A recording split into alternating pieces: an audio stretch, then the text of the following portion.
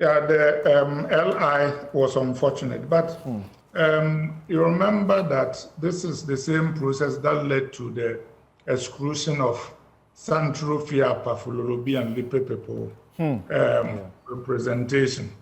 So we are back to the same place, but I think that it goes to a more fundamental problem. Sorry. And the problem is that when Ghanaians see a problem, instead of solving it as a society, we solve it just for ourselves.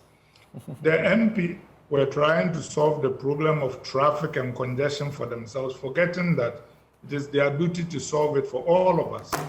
If you recall, a few years ago, there was an MP who was murdered, and their reaction was, let's make sure our MPs are safe. And I said, why don't we make sure that we improve security in the whole society so all of us can feel safe?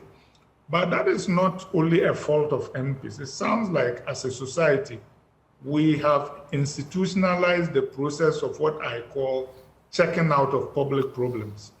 If there is no good water supply, instead of pressing the government, get a well for your house. I mean, if the schools are bad, instead of pressing the government to improve it, take your kids to a private school.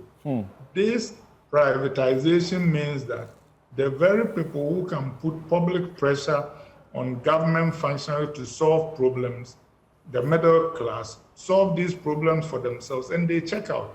That is why, for example, our JSS schools have become public warehouses and nobody cares, because whoever matters can afford it, and their children are going to private schools.